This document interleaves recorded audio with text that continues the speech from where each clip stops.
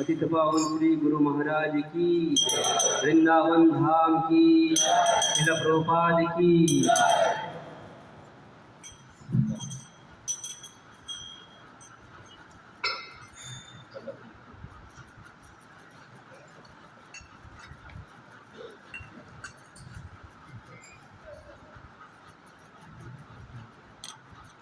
जय जय राधे जय जय श्याम, जय जय राधे जय जय श्याम, जय जय श्री वृंदावन धाम, जय जय श्री वृंदावन धाम। पावन राधे तेरो नाम,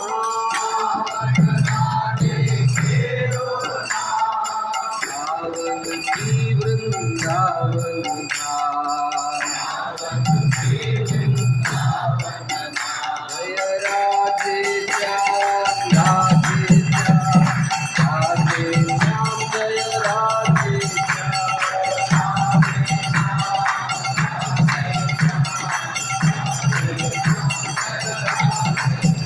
जय राधा श्याम सुंदर राधा श्याम सुंदर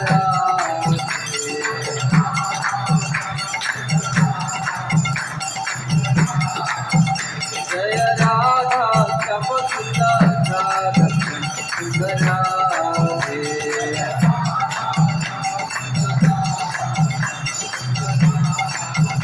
जय राधे श्याम राधे श्याम, हरि हरि कथा राधे श्याम, राधे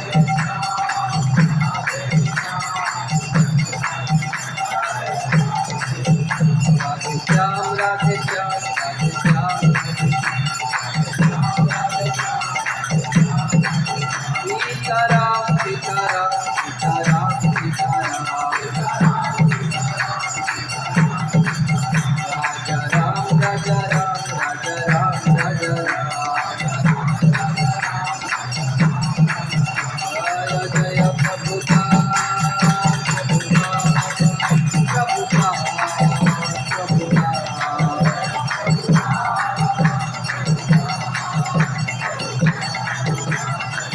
जय जय गुरुदेव गुरुदेव गुरुदेव गुरुदेव।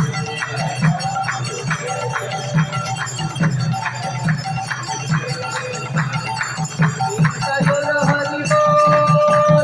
बोल हरि बोल हरि बोल हरि बोल।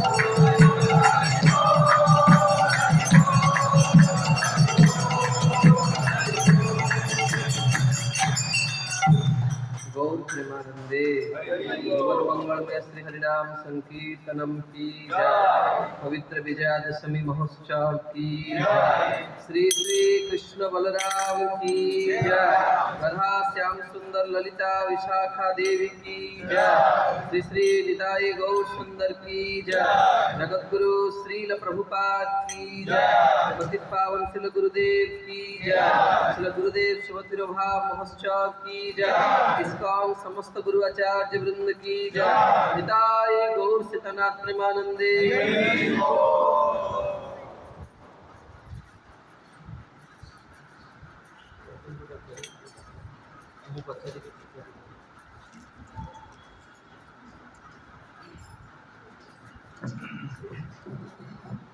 हरे कृष्ण।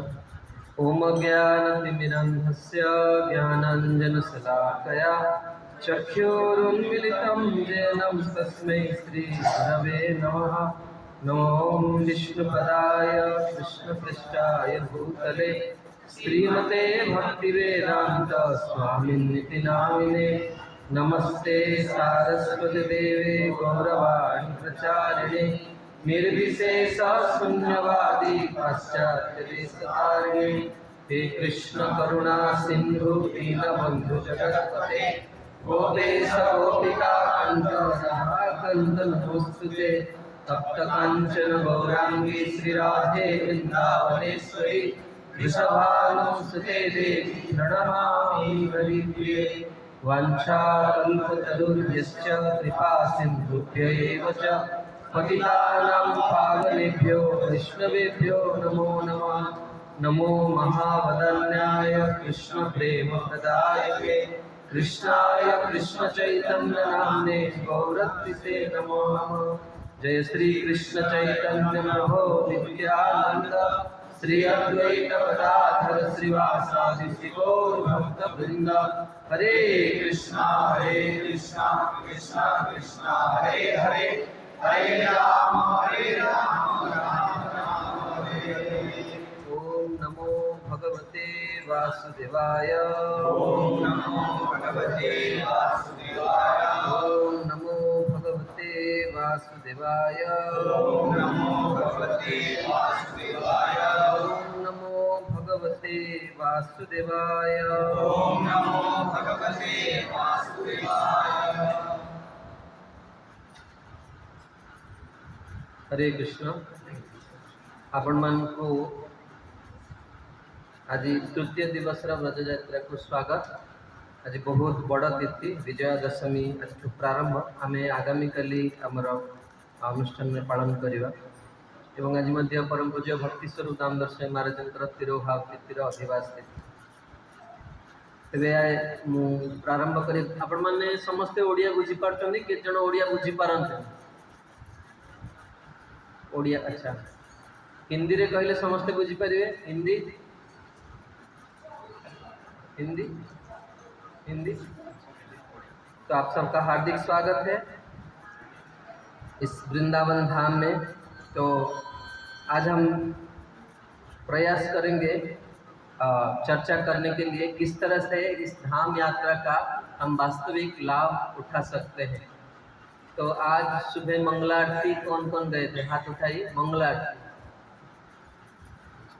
वास्तव में हम आज सुबह जब हमने देखा गोयल सर जी को, हाथी सर और उनकी धर्मपत्नी, हमारे आशीष प्रभु की भी धर्मपत्नी को देखा, हमारे प्रभु जी को देखा, उनको देख के हमारे मन में एकदम प्रसन्न हो गया। और विशेष करके आप सबको देख के हमने कहा कि वास्तव में हमारा जो इस्कॉन सेंटर बुर्ला में है वह सार्थक हो गया। क्योंकि देखिए श्रीमद् भागवतम में कहा गया है कि दुर्लभम मानुषम जन्मम, ये मनुष्य शरीर बड़ा दुर्लभ है और ये शरीर जो है बहुत कम समय के लिए है। अगर आप ये विचार जो है साधारण भौतिक जगत में जब व्यक्ति वार्धक्य को प्राप्त हो जाता है तब तो उसको महसूस होता है, लेकिन आध्यात्मिक जीवन में शुरुआत में ही हमको ये बात पता है कि हमारे जीवन में 40 साल के बाद वास्तव में आप कुछ भी, अब उसके बाद आपको बहुत सतर्क रहना पड़ेगा। आप ज़्यादा खा नहीं सकते हैं, इंद्रिय तृप्ति नहीं हो सकता है उसके बाद। इसीलिए जो वैदिक विधान है कि जो है 20 से 25 साल के अंदर किसी को शादी कर लेना चाहिए। उसके बाद क्या है 50 साल के बाद गृहस्थ आश्रम से रिटायर्ड होना है। उसके बाद क्या है भगवान के लिए प्रस्तुति, भगवत धाम वापस के, इसीलिए मनुष्य जीवन मिला। तो ये आध्यात्मिक जीवन में शुरुआत है। और ठीक है, तो आज बड़ा गंभीर बात है। वृंदावन है, वृंदावन तो रस की भूमि है, प्रेम की भूमि है, लेकिन उस प्रेम को और इस रस को समझने के लिए हमारे पास कुछ पात्रता होना चाहिए। तो आज हम सुनेंगे। देखिए शास्त्र का परिभाषा को समझने के लिए भगवान व्यास ने 5 मुख्य जो है विषय चुना है। किस तरह से एक जटिल से जटिल विषय को सरलता पूर्वक प्रस्तुत किया जाए। इसीलिए भगवान व्यास ने पुराणों की रचना की, क्योंकि जो बहुत ही क्लिष्ट विषय है उसको कथानक के माध्यम में भगवान व्यास ने प्रस्तुत किया और उसका नाम उन्होंने पुराण तथा इतिहास के रूप में दिया। तो आज हम आपको एक बात बताएंगे। आप कभी भी मन में ये बात मत रखिए कि प्रभु जी हमको देख के ये बात बोल रहे हैं। देखिए, ये जो आसन है ना, ये बड़ा दिव्य है। इसको एक लकड़ी का आसन मत समझिए। इस आसन में जो बैठेगा वो भगवान व्यास की वाणी को कहने के लिए बैठा है। अगर वो अपनी बात रख रहा है तो वो बहुत घृण्य व्यक्ति है, फिर तो वो जीवन में कभी भगवान की कृपा लाभ नहीं कर पाए। ये एक सेवा है, वाणी की सेवा है भगवान के पास। तो हम जिस समय में, ये समय में, इस संसार में अगर कोई भोग भोगा है, उनका नाम है भर्तृहरि। राजर्षि भर्तृहरि के जैसा भोगी व्यक्ति इस धरातल में हमारे समय में कोई जन्म नहीं हुआ। भर्तृहरि जी रोज शादी करते थे। आप समझ कल्पना कर पा रहे हैं? रोज वो शादी करते थे। इसके अलावा उनकी कुछ प्रिय रानियां भी थी। तो भर्तृहरि जी का जीवन आपको पता है किस तरह से। एक बार एक संत उनके यहाँ पधारे। दोपहर का समय था। भर्तृहरि गुलाब जल के एक जो तालाब में नग्न होके नारियों के साथ जल विहार कर रहे थे। और भर्तृहरि इतना भोग क्यों भोग रहे हैं? क्योंकि उनके जो छोटे भाई है वो राज्य कार्य जो है पूरा देख रहे हैं। तो उनके भाई ने सोचा कि अगर मैं रहूँगा तो मेरा भाई का जीवन पूरा जो है नष्ट हो जाएगा। इसलिए कई बार उनको समझाया, लेकिन जो भोगी व्यक्ति ना वो उसको उपदेश समझ में नहीं आता है। जब हम इंद्रिय तृप्ति में ज़्यादा समय बिताएंगे, उपदेश हमारे पास टिकेगा नहीं, क्योंकि हमारा लक्ष्य हमेशा भोग को भोगने के लिए रहेगा। तो भर्तृहरि एकदम उनके प्रति क्रोधित हो गए और उनके छोटे भाई को राज्य से निकाल दिया। देखिए, कभी कभी हम सोचते हैं ना उसके बिना हम जी लेंगे, क्या आवश्यकता है, छोड़ देते हैं। बहुत सुंदर शिला प्रभुपाद जी ने एक उदाहरण दिया। कभी कभी सोचते इसकर में क्या रखा है, बाहर देखो कितना रसमयी बात है, बाहर चलते। प्रभुपाद जी उदाहरण देते, एक लकड़ी, एक पेड़ को काट दिया जाए तो वो क्या दूसरे दिन सूख जाएगा? सूखेगा नहीं। उसको सूखने के लिए टाइम 3-4 दिन के बाद धीरे धीरे वो क्या होगा। उसी तरह से भर्तृहरि जब उनके छोटे भाई चले गए तो तुरंत तो समस्या नहीं हुआ, लेकिन धीरे धीरे समस्या, क्योंकि यही सब संभाल रहे थे। एक दिन जब वो ऐसे जल क्रीड़ा कर रहे थे तो सेवक आके बोला कि महाराज एक संत आपके पधारे हैं और वो आपसे मिलना चाहते हैं। यद्यपि भर्तृहरि के जीवन में संत के प्रति कोई आदर नहीं थी, भय के कारण, क्योंकि भर्तृहरि को ये पता था कि मेरे राज्य में अभी जो कुशल है वो किसके लिए है? ये संतों के लिए है।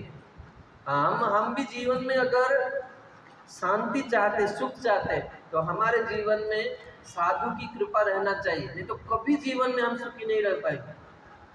तो भर्तृहरि ना चाहते हुए भी वस्त्र पहने और वो संत को आया, देखा एकदम आग की तरह एक दिव्य संत वहाँ खड़े थे और त्रिपंड धारण किए थे, नमः शिवाय बोले जैसे ही भर्तृहरि को देखा। और भर्तृहरि देखकर ही साष्टांग दंडवत किया और उन्होंने कहा कि राजन, तुम्हारे ऊपर हम बड़े प्रसन्न हैं। भर्तृहरि को आश्चर्य हो गया, मेरे ऐसा क्या काम किया साधु प्रसन्न हो गए। देखिए, साधु की प्रसन्नता आपकी धन से, आपकी सम्मान से नहीं होता है।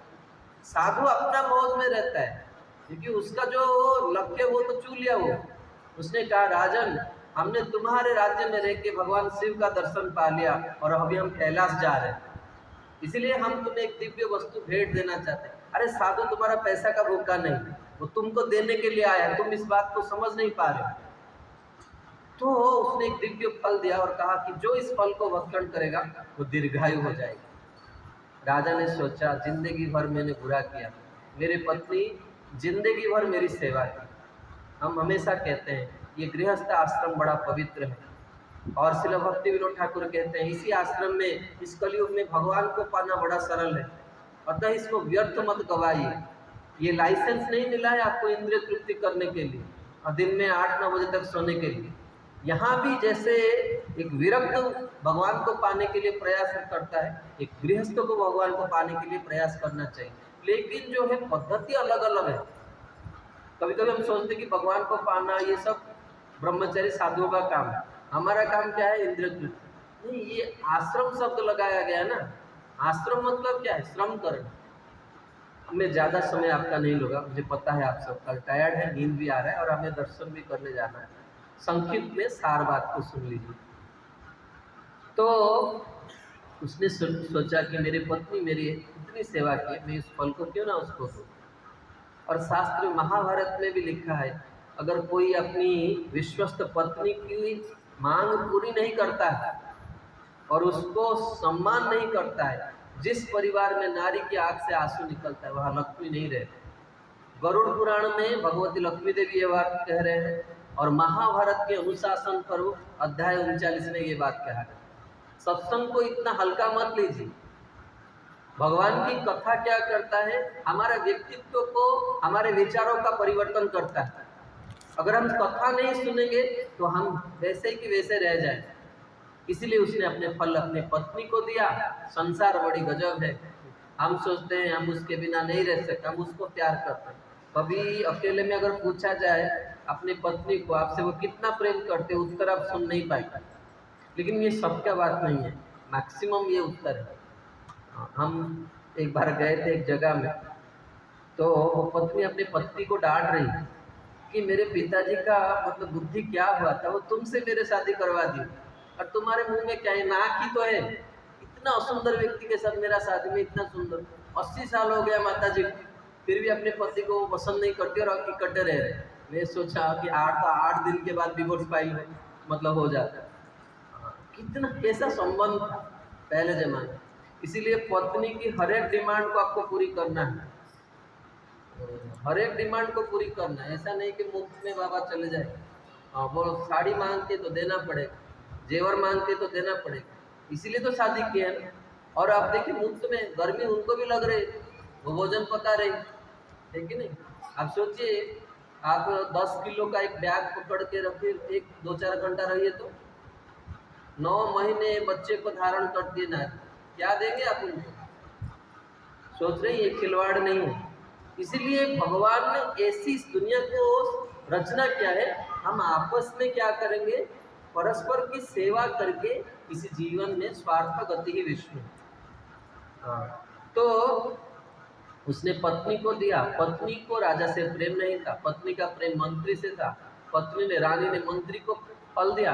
इस तरह से मंत्री को एक वेश्या से प्रेम था, वेश्या के पास फल गया। वेश्या सोचा सारा जीवन पाप किया है, राजा को फल दूंगा, राजा रहेगा, कितने लोगों का उपकार करेगा। घूम फिर के फल फिर भर्तृहरि के पास आ गया। और मनु संहिता में वर्णन किया गया है कि साधारण मनुष्य से 1000 गुना बुद्धि राजा का होता है, इसलिए तो वो नियंत्रण में रखता है सब।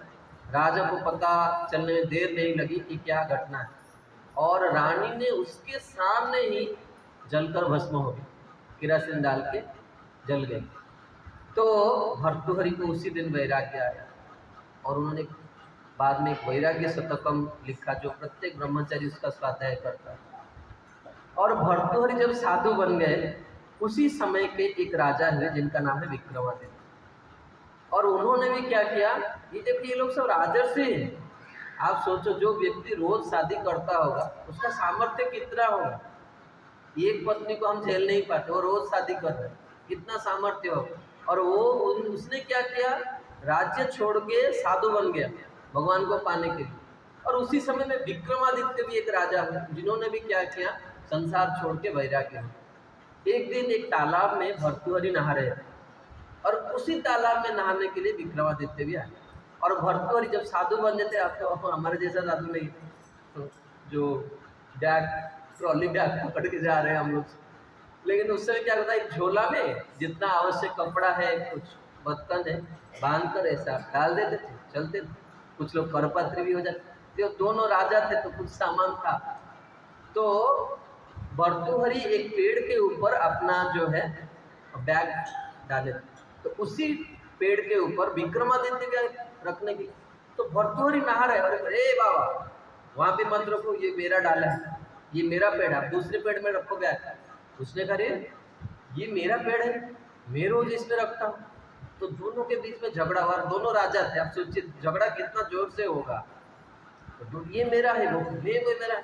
उसी रास्ते में एक जो है वृद्धा माता जा रही थी, तो दोनों ने उस माता को पुकारा और उन्होंने कहा कि आप समाधान करो, ये पेड़ किसका, मेरा है या उसका। तो दोनों, वो जो वृद्धा नारी थी, दोनों की बात सुना और उन्होंने देखा दोनों की तरफ, बोला सिर्फ इस जगत में रह रहे हो या देश के बारे में कुछ पता है आपको? क्योंकि हमारा इस देश के प्रति भी कुछ कर्तव्य है। हम साधु ऐसे मुफ्त में रोटी नहीं खाते, देश के लिए भी हमारा कुछ कर्तव्य है। पता है इस देश में एक महान राजा हुए थे जिनका नाम है भर्तृहरि, राज्य छोड़ के भजन कर रहा है। और एक राजा थे विक्रमादित्य, वो भी राज्य छोड़ के भजन करे। छी छी छी, तुम लोग इस देश में रहकर एक पेट ब्याग रखने के लिए लड़ रहे हो, लज्जा नहीं आती तुमको? दोनों विक्रमादित्य उस तरफ चले गए, भर्तृहरि उस तरफ चले गए। कहने का तात्पर्य समझ रहे हैं? हम वृंदावन धाम में आए हैं। हाँ, ये भूमि ऐसा है। हाँ, भक्ति रसामृत सिंधु द्वितीय लहरी में रूप गोस्वामी पाद लिखते हैं, मथुरा का हवा जब छू जाता है ना, तो वो व्यक्ति भगवान को पा जाता है, वैकुंठ की प्राप्ति होती है। और वो भी कार्तिक के महीने में। आप सब कार्तिक के महीने में एक दिन रुक के जा रहे हैं यहाँ पे। ये हवा अगर किसी को स्पर्श किया, वो भगवत धाम की प्राप्ति हो जाती है। और हम यहाँ वृंदावन में आके बेड़ के लिए लड़ेंगे। जरूर जो लोग व्यवस्थापक हैं वो बहुत सुंदर कर रहे हैं, हमने जितना अनुभव किया है बहुत अच्छा व्यवस्था किया है। और शरीर जो है ना, उसको हमेशा जो है आनंद नहीं मिल सकता, चाहे आप कितना पैसा भी कमा लीजिए, कितने कितनी विद्वता आपके पास हो। शरीर जो है, ये जगत का नियम बहुत अलग है।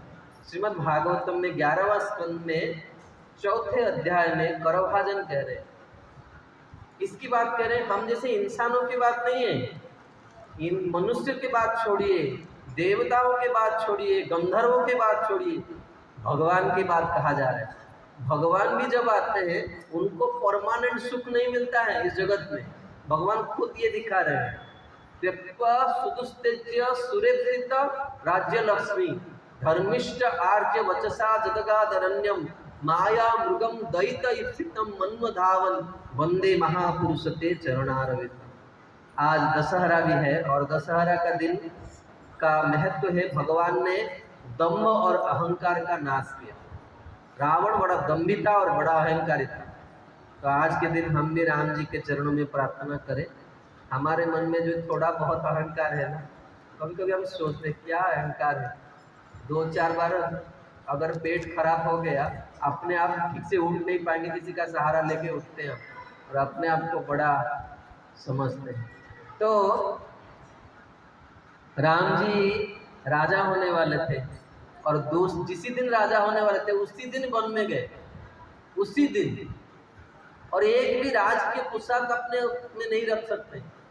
और माता कैकेयी के बक्कल पहनो और ये केस सब मुड़ा और वन में जाना है। और जो है पका हुआ खाना भी नहीं खा सकते, कंदमूल फल खा के भगवान वन में गए। अभी हम चित्रकूट से आ रहे हैं और हमने देखा राम जी जो पत्थर के ऊपर सोए थे वो एकदम निशान बन गया है।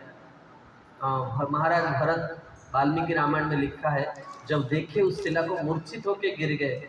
मेरे भैया जो एकदम हाथी दांत के पलंग के ऊपर सफ़ेद सज्जा के ऊपर शयन करते थे, वो आज जंगल में सोए हैं। ये दुनिया है। और जो हमेशा कंफर्ट, मुझे भोग मिलेगा, भोग मिलेगा, अच्छा रूम, अच्छा खाना, अच्छा प्रसाद हमेशा नहीं मिलता है।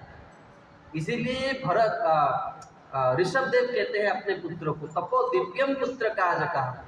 मनुष्य शरीर किस लिए मिला है? कल एक माता जी हमको बोल रहे थे बस में, प्रभु जी हमको यहाँ क्यों लाए, इतना कष्ट हो रहा है। मैंने कहा कि अब एक दिन में हम भगवान को पा जाएंगे, थोड़ा तो कष्ट उठाना पड़ेगा। बोले हमारा शरीर पापी शरीर है, पता नहीं, हम तो माता जी का रूप याद नहीं है। कोई तो कह रहे थे बस के अंदर।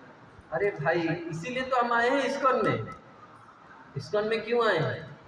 भगवान को पाने के लिए, आनंद को पाने के लिए, भले ही हमें समझ में आए या ना आए। और उसका सबसे सरल और सहज साधन है भगवान के धाम में आना। देखिए, भगवत प्राप्ति का 5 साधन भक्ति रसामृत सिंधु में कहा गया। सबसे सरल साधन है नाम। अगर नाम कोई करेगा तो रूप आ जाएगा। आप देखिए, हरे कृष्ण कहिए, ठीक से हरे कृष्ण कहेंगे ना, भगवान कृष्ण आपके मन में आ जाए। ये नाम का फल, धीरे धीरे जरूर आ जाएगा। नाम कहने से रूप आ जाएगा, और रूप आने के बाद क्या होगा, भगवान की लीला आएगी। कुछ ना कुछ भगवान किस तरह से बांसुरी बजाते हैं, किस तरह से गैया को चराती हैं, किस तरह से सखाओं के साथ झगड़ते हैं, ये सब धीरे धीरे आ जाएगा। उसको कृत्रिम उपाय से सुन के, ऐसा सोच के अब ये कृष्ण बलराम क्या कर रहे हैं, गोचारण कर रहे, अभी मधुमंगल झगड़ा कर रहे हैं कृष्ण के साथ, सोचना जरूरत है, ऑटोमेटिक वो हृदय में आ जाएगा। तो पहला है नाम, दूसरा है रूप, तीसरा है लीला, और चौथा क्या है, गुण। हाँ, नाम करने के बाद गुण, भगवान का गुण। भगवान पतित पावन है। भगवान ने कैसे कैसे लोगों को, अजामिल जैसे लोगों को भगवान उद्धार किए। भगवान धृतराष्ट्र जैसे व्यक्ति को भी अपने पास बुला लिया। क्या प्रभु मुझे नहीं बुलाएंगे? क्या प्रभु मुझे ग्रहण नहीं करेंगे? गुण आएगा। और नाम, रूप, लीला, गुण, उसके बाद धाम। ये धाम का मतलब समझ रहे हैं? पहले लोग तो जानते नहीं थे, साधारण जगत में जो लोग भगवत तत्व को नहीं जानते, सत्संग नहीं करते, वो बोलते हैं हम तीर्थ यात्रा करते हैं। लेकिन हम लोग तीर्थ यात्रा नहीं करते हैं। ये तो वृंदावन तीर्थ नहीं है। अगर आप अभी नंदगांव जाएंगे, कल आप नंदगांव जाएंगे, रास्ते में पावन सरोवर आएगा। पावन सरोवर के महात्म्य में लिखा है, पावन सरोवर के तट के ऊपर अगर कोई पंछी उड़ जाता है वो वैकुंठ को प्राप्त करता है। ये जो भूमि है ना, यहाँ का रज इतना प्रभावशाली है, इसके संपर्क मात्र से ही व्यक्ति क्या होता है, भगवान उसको अपना लेते हैं। और आप सोचिए, आप 5 दिन की यात्रा है, 5 दिन, कितना रुपया लिए हैं आपको यात्रा के लिए? 7.5। अगर आप सोचते हैं कि 9,000 देखकर आप टिकट खरीदें तो आप बहुत गलत सोच में। पैसा देकर कोई धाम में नहीं आ सकता है। ये तो भगवान श्याम सुंदर की अहेतु की कृपा है कि उन्होंने अपने बांसुरी से आपको बुला लिया, इसीलिए आप लोग बैठे। और वो भी इस्कॉन में कितने अनगिनत भक्त हैं जो कभी भी गोविंद गोपीनाथ मदन मोहन का दर्शन नहीं किए, कभी नहीं किए, और आप लोगों ने बिना दीक्षा के, बिना कुछ जाने ही दर्शन कर लिए। आप सोचिए कितना भाग्यशाली। कभी कभी हम सोचते हैं, हम पुराने जो फिल्म देखकर रात भर जाग के फिल्म देखें, इंडिया पाकिस्तान का मैच होता है, एकदम नींद नहीं आएगी, पूरा इससे करके देखते हैं। अपने लड़की का शादी होगा, नींद आएगी आपको? लड़के का शादी होगा, नींद नहीं आएगा। किसी का तबीयत खराब हो गया हॉस्पिटल में, नींद आएगा आपको? नहीं आएगा। और हम एक दिन भगवान के लिए रात में जगते, भगवान को देखने के लिए रात में जगे। और जिन लोगों ने आज मंगल आरती अटेंड किया, हम तो आपको वंदन करते हैं, आपको प्रणाम करते हैं। गृहस्थ आश्रम में रहकर जो व्यक्ति यह कार्य कर लिया, वो इसी जीवन में जरूर भगवत धाम को प्राप्त होंगे, जरूर। हृदय से यही भाव। आज सुबह में, आज परम पूज्य भक्ति स्वरूप दामोदर स्वामी गुरु महाराज का तिरोभाव तिथि है। ये दिन हमारे लिए बड़ा महत्वपूर्ण है। आज के दिन मंगल आरती में हम एक दूसरे को आलिंगन करते हैं। तो मुझे श्याम चरण प्रभु के प्रति दृष्टि गया, तो मैंने उनको पहले जाके प्रणाम कर। उन्होंने कहा, प्रभु जी आप साफरोड में आ गए हैं, आप अपने प्रणाम मत कीजिए। मैंने कहा, प्रभु आप इतने बड़े भाग्यवान हैं, जिस गृहस्थ का संतान अगर भक्त होगा, भक्ति करेगा, उससे श्रेष्ठ उसको विरक्त भी प्रणाम करेंगे, उसका जीवन सफल हो गया। उसका बच्चा अगर भगवान को भक्ति कर रहा है, वो हरे कृष्ण कह रहा है, उसका जीवन आश्रम सफल हो गया। और आपके तो दो इतने आदर्श पुत्र है पूरे इस्कॉन में, आपका उनका क्या थी? अमरेंद्र प्रभु को कौन नहीं जानता, अर्जुन सखा प्रभु को कौन नहीं, ऐसे भाग्यवान गृहस्थ है आपका। भगवान आपको इतना कीर्ति दिए। तो भक्तों, हम एक बात आपसे निवेदन करना चाहते हैं। एक श्लोक हम ले रहे हैं जिसके माध्यम से, क्योंकि देखिए हम जो बात आपके समक्ष रख रहे हैं, हम अपनी बात नहीं रख रहे, हम शास्त्र की बात आपको कह रहे हैं। तस्मात् शास्त्रम प्रमाणम ते कार्य कार्येषु व्यवस्थितम। शास्त्र की बात जो कहता है वो सबके हृदय में क्या होगा, आलोड़न सृष्टि करेगा। अपनी बात तो क्या है, हमारे अंदर बहुत सारे गलत चीज भी है, लेकिन शास्त्र की बात जब हम करते हैं तब व्यक्ति का हृदय में नहीं भाई, ठीक बात। तो हम श्रीमद् भागवतम 3 स्कंद 5वां अध्याय श्लोक संख्या 11, यह प्रसंग ऐसा है कि विदुर जी सत्संग के लिए ढूंढ रहे हैं। तो उन्होंने उद्धव जी को देखा और उद्धव जी भगवत विरह में इतने व्याकुल थे कि उन्होंने ज़्यादा कुछ उनको नहीं कह पाए। और उद्धव जी ने कहा कि हे विदुर, आप इतने भाग्यशाली हैं कि भगवान जब इस धराधाम से वापस गए तो उन्होंने आपको स्मरण किया। आप सोचिए विदुर जी का हृदय कैसा हो। भगवान हमको याद कर रहे, हम कृष्ण को, कृष्ण बलराम को याद करते हैं। कभी मन में भी ऐसा भाव आता है, क्या कृष्ण बलराम हमको भी एक दिन के लिए सोचते हैं? हम दूसरे तरह का सोचते हैं। कृष्ण बलराम हमारे पास कैसे आएंगे? श्री गुरु के रूप या कोई वैष्णव के रूप। अगर कोई वैष्णव आपको फोन करे ना, ये मत सोचिए कि वो पैसा मांगने के लिए मेरे को फोन करे। देखिए, आध्यात्मिक जीवन भाव प्रदान है। जिसका भाव ही नष्ट हो गया वो तो एकदम कंगाल हो गया। मन में अगर गंदे विचार आ रहे, गृहस्थ आश्रम में रहकर वैष्णवों के प्रति, साधुओं के प्रति, ब्राह्मणों के प्रति, विग्रहों के प्रति, तो आपका तो गए बीते गए रे। एक तो ये आश्रम बड़ा भयंकर है और उसमें भी आप लोग के मन में अगर ये भाव चला गया, कोई वैष्णव हमको याद करे ना तो कृतार्थ मानना चाहिए कि आज हमारे ठाकुर जिनको राधा रमण हमें याद कर ली। हम जब वृंदावन आते थे तो हमारे महाराज जी हमको कहा करते थे कि सांदीपनी, मैं सोचा कि इस बार सब लोग वृंदावन आए और मेरा सांदीपनी नहीं आए। आज ये बात सुनने के लिए कान तरस रहा है। हम तो जिसको देखते हैं ना, कोई अच्छा भक्ति करता है तो उसके लिए यही प्रार्थना निकलता है कि उसके ऊपर हमेशा वैष्णव का कृपा रहे। जो खो दिया है ना, वो समझता है, वो जानता है कि कितनी बड़ी चीज को उसने खो दिया। आप यकीन मानिए, हर रोज हम उठते हैं तो हमारे मन में यही बात आता है कि हमारे गुरु महाराज अगर उठते तो हमारा क्या होता। कोई पिता को खोया है, उसको जाके पूछिए उसने कितनी बड़ी निधि को खो दिया है। पैसा आप कमा लेंगे, बड़ी बात नहीं है। प्यार स्नेह कहाँ से लाएंगे? इस जगत में सब एक दूसरे को ईर्ष्या करते हैं। दुर्भाग्य उस जीव का है जो किसी वैष्णव को समझ नहीं पाया। क्या लेके जाओगे इस जीवन? आप देखिए रतन टाटा भी गए, उन्होंने क्या लिखा है अपने जीवन में, कितने बड़े बड़े महान। ये जो स्नेह है, हम आप एक दूसरे से मिल रहे, प्रभु जी हरे कृष्ण क्यों कह रहे हैं हम लोग? थोड़ा गंभीरता पूर्वक विचार कीजिए। आज तक इस दुनिया में संकीर्णता को लेके कोई भगवान को नहीं पा चुका। ये स्नेह है जो हमने आपको कल निवेदन किया था गोविंद जी के मंदिर में। हम एक परिवार के हो गए, अपने हैं, और अपनों से कोई रूठता है क्या? हम तुम सखा एक कुंज के, रूसे कैसे बने? भगवान को सूरदास जी कह रहे हैं, हे प्रियतम, हम दोनों सखा है, हम बंधु है, और तुम रूठ गए हो, कैसे होगा? नाराज हो गए हो हमसे। प्रियतम, हमसे नाराज मत हो, चलो हम मिलके कुछ करते हैं। तो विदुर जी को उद्धव जी ने कहा कि आप मैत्रेय ऋषि के पास जाइए, मैत्रेय ऋषि जो है आपको कुछ उपदेश देंगे। और यही उपदेश मैं आपको आज सुनाने जा रहा हूँ स्वल्प समय में, किस तरह से इस मनुष्य जीवन में और हम जो है वास्तविक शांति को पा सकते हैं। श्लोक इस तरह से, मैं एक एक शब्द कहूँगा, आप मेरे साथ दोहराइए। कस्ता तृप्यन्ति तीर्थपाद विधांत शास्त्रेषु वह सुरभिर्हीड्यमाना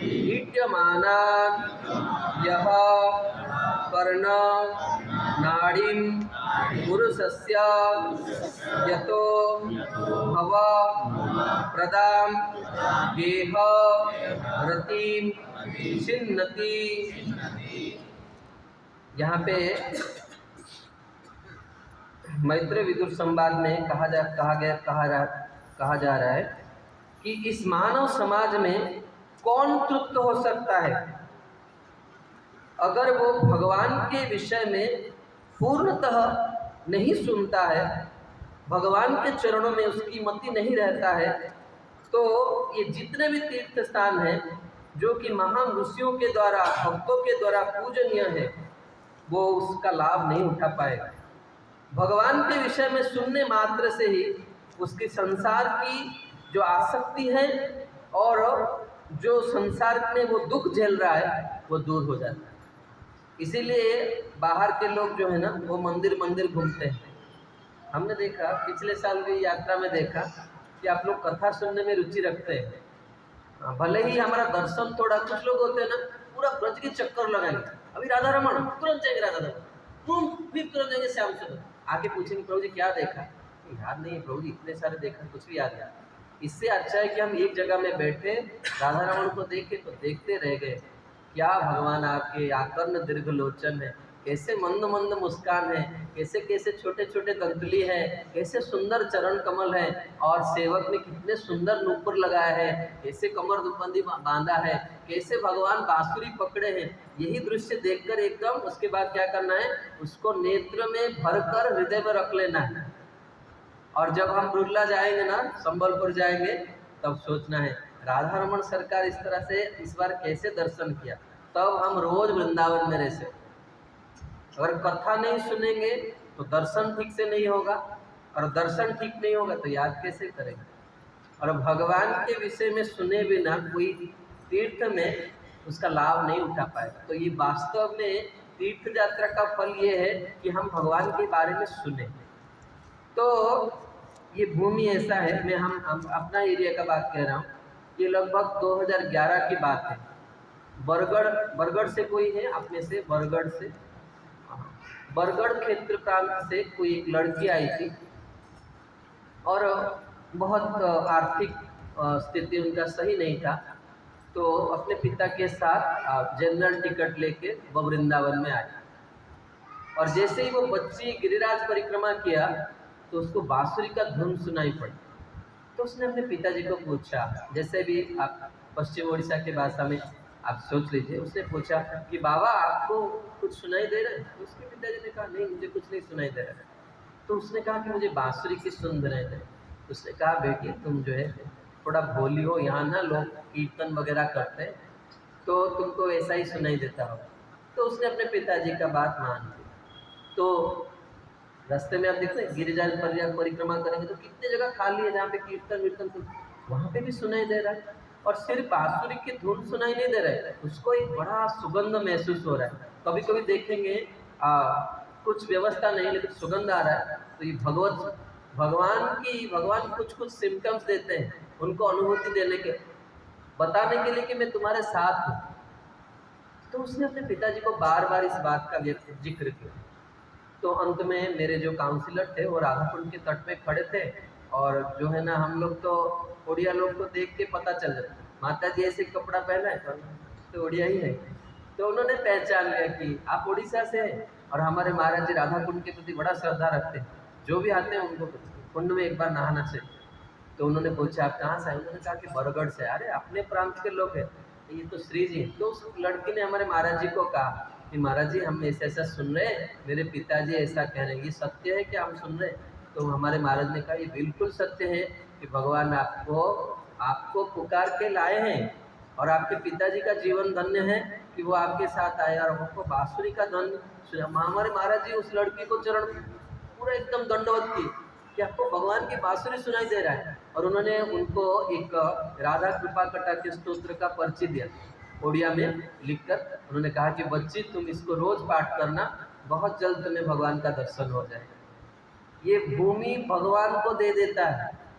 हम भगवान, आप जानते मैंने आपको पहले दिन निवेदन किया था, जो वृंदावन में आता है ना कृष्ण उसके हाथ पकड़ के चलते हैं। हम अनुभव नहीं करते, कभी को लगता है हम तो अपने बच्चे को राधिका को पकड़ के चल, लेकिन भगवान हमारे हाथ पकड़ कर के चल रहे हैं। और किसको दिखा रहे हैं? श्रीमती राधिका को दिखा रहे हैं। इस बात को हम नहीं समझ पाए। आप सोचिए इतना बड़ा चीज देखने के लिए कुछ पात्रता होने की चाहिए कि नहीं? अगर धाम में आकर हम लोग, आप में से कितने लोग चाय पी रहे हैं? हाथ उठाइए। चाय पीते हैं, ठीक, कोई बुरी बात नहीं, लेकिन अगर हम छोड़ सकते हैं तो ये बहुत अच्छा हो। कोई भी चीज़ आप यकीन मानिए, मैं अपने हृदय की बात कह रहा हूँ, कभी कभी आध्यात्मिक जीवन में हमें लगता है कि सब लोग भक्त हो गए, दो चीज़ मन में आता है, सब लोग अच्छे हो रहे हैं, मेरा में कुछ परिवर्तन नहीं हो रहा। समझ रहे हैं? आप देखते होंगे कोई कितने सारे भक्त हैं, प्रभु जी जप कर रहे हैं, कोई मतलब सेवा कर रहा है, कोई बुक डिस्ट्रीब्यूशन कर रहा है, मेरे में ये भाव क्यों नहीं आ रहा है? हमारे मन में भी कई बार ऐसा प्रश्न आता है। तो हम जब भी प्रभुपाद जी के सामने जाते हैं, ये दो भाव हमारे मन में हमेशा रहता है। प्रभुपाद जी आप विदेशियों को भक्त बना लिए, उनको वो सब गुरु बन गए, और हम भारत भूमि में जन्म होके भी हम गंदा आदत सुधार नहीं पा रहे। सोचिए कितनी बड़ी खेद की बात है। हाँ, तो आपका कब मेरे पर कृपा हो। और हम तो प्रभुपाद जी को अपने परिवार के मानते हैं। प्रभुपाद लीलामृत में लिखा है कि प्रभुपाद जी का गौतम गोत्र था, तो हमारे इस्कॉन के पीछे ही गौतम ऋषि का आश्रम है। तो हम जब यहाँ पढ़ाई करते थे, हमारा भी गौतम गोत्र है पूर्व आश्रम में। अभी तो हम अच्युत गोत्र में आ गए। तो हम जब भी ये पढ़ ले तो हमने कहा कि प्रभुपाद जी तो आपने हमारा शुरू से ही पहले दिन से जब भी नहीं करते थे, अरे प्रभुपाद जी तो अपने परिवार के, वो भी गौतम ऋषि से हैं, हम भी गौतम ऋषि से। तो हम भी वो गौतम ऋषि के आश्रम में, आप भी देख सकते हैं पीछे है पूरा इस्कॉन में, हम गौतम ऋषि का आश्रम है। यहाँ पे सब लोग आए वृंदावन। तो प्रभुपाद जी को ये बात कहते थे, और कभी कभी हमें लगता था कि आखिर ये लोग सब झूठ कह रहे हैं। हमारे एक मित्र थे यहाँ वृंदावन में, हम जब पढ़ाई करते थे, उनके पिताजी मुस्लिम थे और उनकी माँ क्रिश्चियन थे। तो वो हमको बोलते थे कि प्रभु जी हम कभी भी जीवन में सोच नहीं सकते कि ये कपड़ा कभी जिंदगी में हम एक बार पहन पाए। मैंने कहा प्रभु हम सबको सैफरन लेना है, आपको भी लेना है, हम तो ले ली, आप सबको भी लेना है, जीते जी लेना है या मरने के बाद तो जरूर सैफरन में जाना है। अग्नि संस्कार सबका होगा ना कि नहीं, सब लोग सैफरन में जाना है। उन्होंने कहा प्रभु हम कभी सोच नहीं पाते थे, लेकिन ये हो गया। असंभव कुछ नहीं है। इस आंदोलन में कभी किसी को हम गलत नजरिए से नहीं देख रहे, हम आपको ये आशा दिला रहे हैं कि आप गलत चीज छोड़ सकते हैं। हम चाय छोड़ सकते हैं, हम पान खाना छोड़ सकते हैं, सब कुछ संभव है। क्यों? यहाँ पे भगवान है। यत्र योगेश्वर कृष्ण यत्र पार्थ धनुर्धर तत्र श्री तत्र विजय। जरूर जो होगा, क्यों नहीं होगा? क्या ऐसा चीज है जो हम छोड़ नहीं सकते? हो सकता है, लेकिन हमने ऐसा संग नहीं मिला। हम हमेशा कहता है कि जीवन में सब कुछ हम पा सकते हैं, अगर एक सही व्यक्ति, अगर एक किसी के पास एक अच्छी पत्नी मिल गई ना, तो प्रभुपाद जी कहते हैं उसको सन्यास की कोई जरूरत नहीं, क्योंकि भगवान ने सबसे बड़ी कृपा आपको दे दी। पत्नी अगर आपकी बात मान रही है और आप दोनों में प्रेम है, वो गृहस्थ का जीवन वैकुंठ है। वो बहुत ही श्रेष्ठ जीवन है। इसलिए कोई भी आश्रम में रहिए, कैसा भी समस्या हो, आध्यात्म मतलब क्या है? वो समाधान हो सकता है, वो अच्छा हो सकता है, वो सही दिशा में जा सकता है। बस एक अच्छा व्यक्ति का हमें जो है संग प्राप्त करना है। तो यहाँ पे कह रहे हैं कि भगवान के बारे में जब हम सुनेंगे तो क्या होगा, धीरे धीरे समय लग सकता है। आप सब अब तो डॉक्टर है माहिर, देखिए एक ही बीमारी है, सबका इलाज एक तरह का नहीं होता है। वही अगर बुखार है तो पेशेंट के स्थिति के हिसाब से इलाज भी अलग अलग होता है कि नहीं? हाँ, जैसे लूज मोशन हो गया, उसके तो कई सारे दवाई हैं। क्या सबको एक ही दवाई दिया जाता है क्या?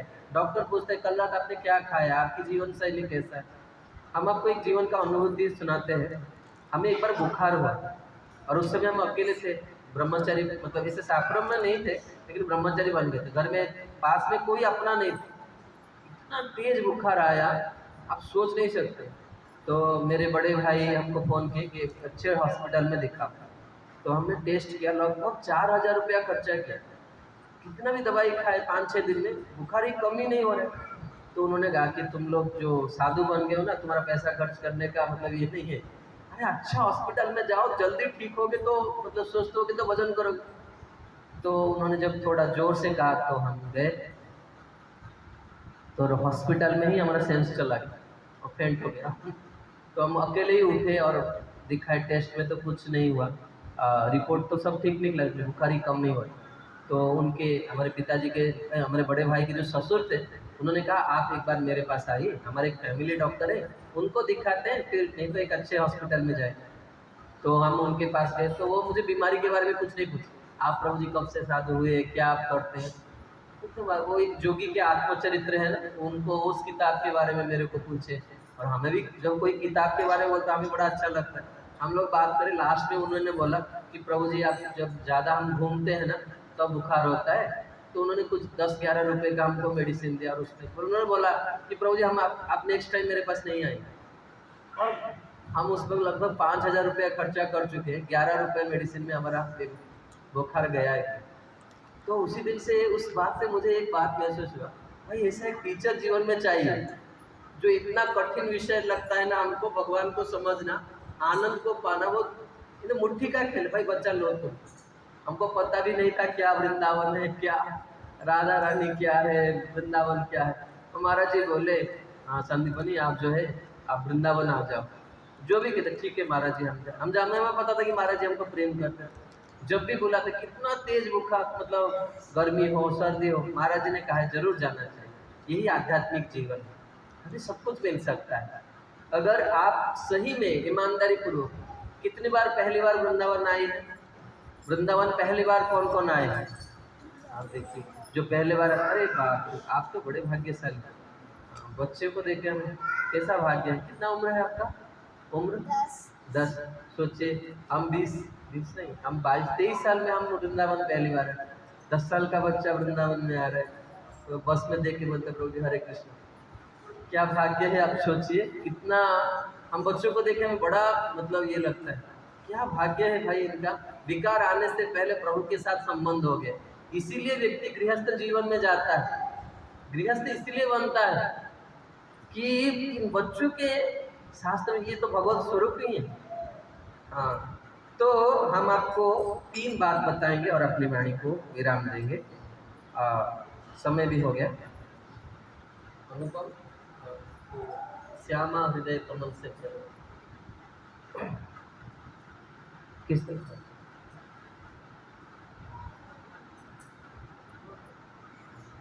देखिए हमारा पेट जैसा ना रबर की तरह खींचना चाहो बहुत खींच लो, कम करना चाहो। हमारे इस्कॉन में एक महाराज जी हैं, उनका नाम है जय अद्वैत स्वामी महाराज। तो अभी प्रभुपाद जी का हमारे इस्कॉन में सबसे बड़ा फेस्टिवल है तिरोभा फेस्टिवल, जिस फेस्टिवल में प्रभुपाद जी के प्रत्येक शिष्य आते हैं और समय 3 घंटा का रहता है गुणगान।